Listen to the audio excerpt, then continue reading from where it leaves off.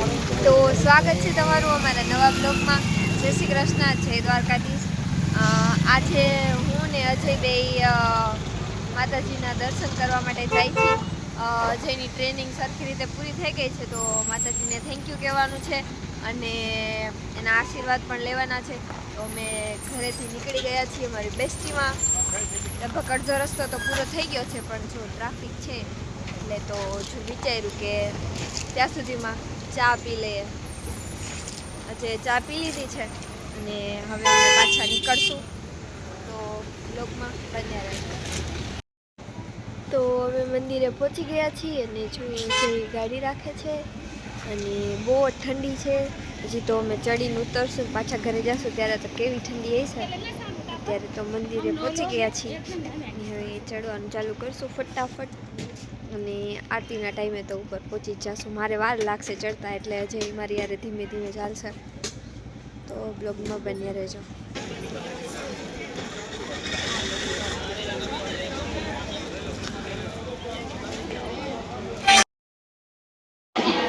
તો અમે મંદિરે પહોંચી ગયા છીએ. ચડવામાં થોડીક તકલીફ પડી, પણ પહોંચી ગયા. કંઈ આરતી કરીને જવું છે તો વાર છે આરતીમાં 1 કલાકની. તો દર્શન કરી લઈએ પહેલાં અને પછી બહાર વેઇટ કરશું. તમને વ્યૂ બતાવશું બહારનો. ચાલો તો દર્શન કરી લઈએ.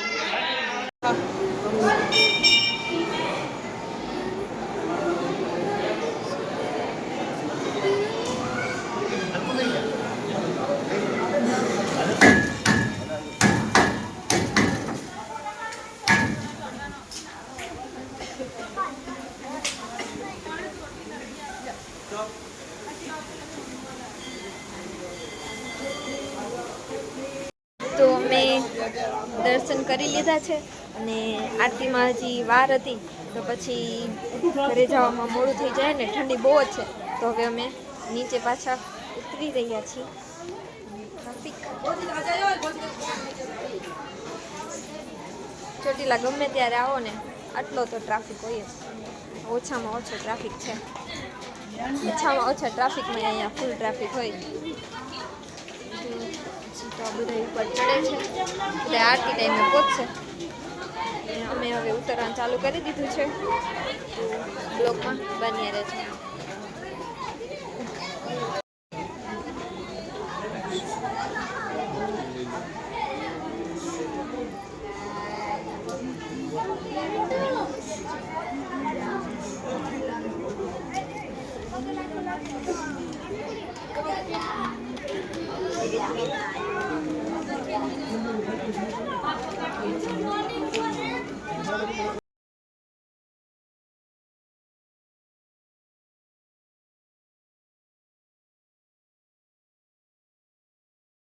તો અમે દર્શન કરીને નીકળી ગયા છીએ અને અત્યારે અંધારું થઈ ગયું છે અને થોડીક પેટ પૂજા કરવા માટે રહ્યા છીએ. તો પાઉંભાજી અને પાણીપુરી.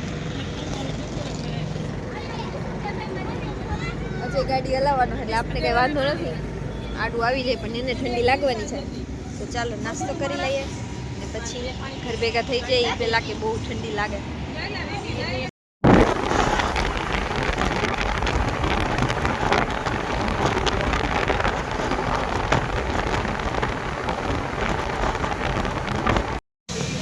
ફાઇનલી ઘરે પહોંચી ગયા છીએ અને નાસ્તો તો કર્યો હતો રસ્તામાં. અને હવે ઘરે પપ્પા માટે ને મમ્મી માટે ને કશ્યપ માટે જમવાનું લઈને જવાનું છે.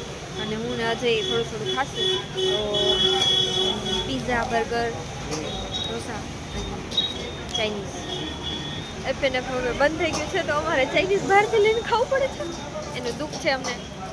મારા દીપકભાઈનું હાથનું ચાઇનીઝ ખાવા નહીં મળે. તો ચાલો હવે ઓર્ડર રેડી થાય ત્યાં સુધી વેઇટ કરીએ. પછી ઠંડી બહુ જ લાગે છે, તો ફટાફટ ઘરે વયા જશું. તો